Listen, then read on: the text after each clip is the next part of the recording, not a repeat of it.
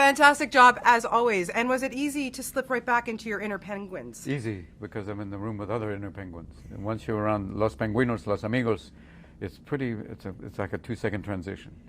And it's two different guys, so it's pretty easy to do that. Combined with the fact you get to have George there, Mr. Miller, to kind of guide you back. And because at first I'm coming back and I was not full Ramone yet. You need to be a little more Ramone, Robin, especially with that Australian accent. Get a little more macho.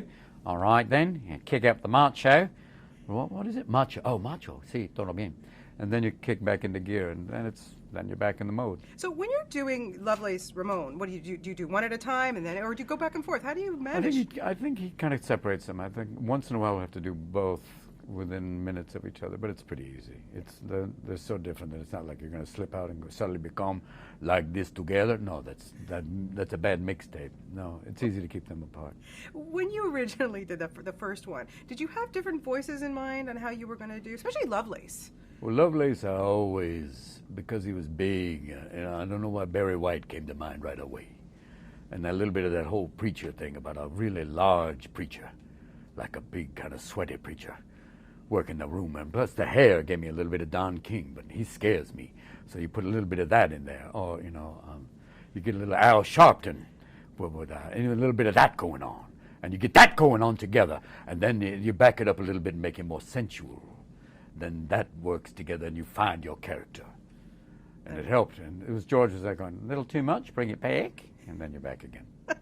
And Ramone, I mean. Ramone is just that Latin, small but fierce, Totally. For me, to go back to him, and being in a room full of Latino comics keeps it real, because they'll be going, no, don't do that part.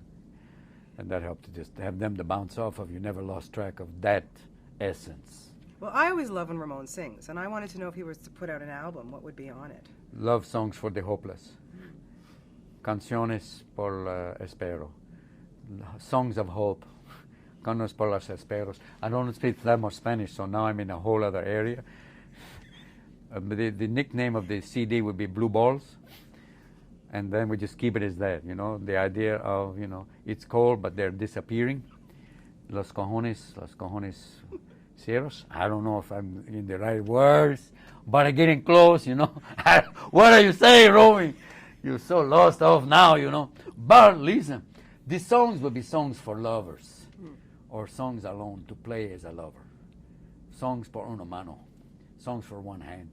But, shh, once again, why do you go that place? This is a children's movie, Robin. You're right.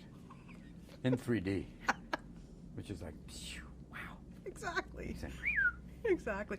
How much fun do you have? Do you really always have? I don't think you need somebody to work off. I do, actually. It helps. It gets lonely working alone, right? Yes. What did we do last night? You know. But we're married now. I know. It's a kid's show. Oh. Okay, so working alone. You don't want to work alone on it. It's so great to have other people to play off of. Like in this, all the amigos. Yeah. Oh, incredible. To have Elijah there, to have Hank Azaria there, is a gift. Sofia Vergara. Oh, that's more than a gift. That's gracias Dio. She's so sweet and so funny and so beautiful in person. You see someone on TV going, in person it's like, oh, ¿qué pasó? Todo bien. And she's going, you're not Spanish. And just the way she takes a vowel and extends it to the ends of the earth, I go, oh. She just says that, and I'm going, oh. Just say, oh. No, don't. Okay. I love the Penguins and Ramone especially. He gets to sing to find his special person. Did right. you have to sing to your new wife to No, I would have lost her if I had. It would have been, she'd have been, see you. No. I think I danced. She likes the way I dance sometimes. First dance was so beautiful. Oh. It was really lovely. It's so lovely to see that you're so happy and everything. How did the two of you meet? Seriously? Yeah. Outside an Apple store. Yeah. Apple as in computers? As in computer. Outside a market. Going, what are you doing? Nothing. Just rubbing the bananas. Shut up. No. She was there, and all of a sudden we saw each other in the store, and I was like going, and I was wearing camo. I have camo pants on. She said, how's that camo working for you? I went, really good, obviously. You saw it. But it was kind of sweet, and then I was like off and running. It was kind of wonderful. It is wonderful. It's great to see you like this. I was just talking to you about, I remember seeing you so many times live, but when I saw you in Toronto, I mean, how do you keep that energy up, Robin? 2.5 hours up there, just a glass of water here and there. That's about, before the heart surgery was different than after the heart surgery, but it's like, you get it, it's symbiotic. Without the audience, it's pretty lonely, and it wouldn't go 2.5 hours. And if you find the right mode, you get to play off of that, and you feed off of it. And if you find the ideas are working, then it's a gift. Then it's playing, it's riffing, you're riding the wave, and it's pretty wonderful. The audiences there in Toronto were amazing. They have great sense of comedy, and you got to bring a certain standard to it, so which helps me. Yeah.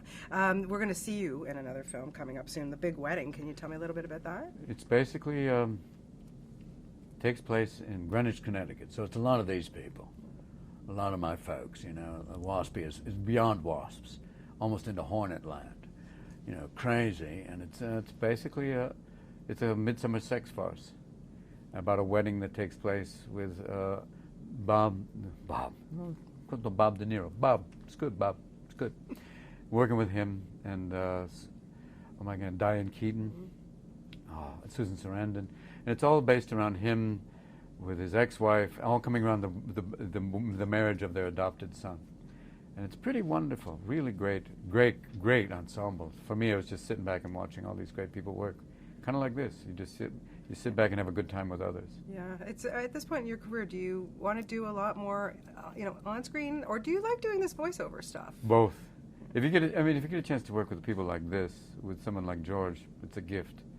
It's got to find the right combo. It's the same thing as like when you do on-screen stuff. You just keep looking for interesting things. Yeah.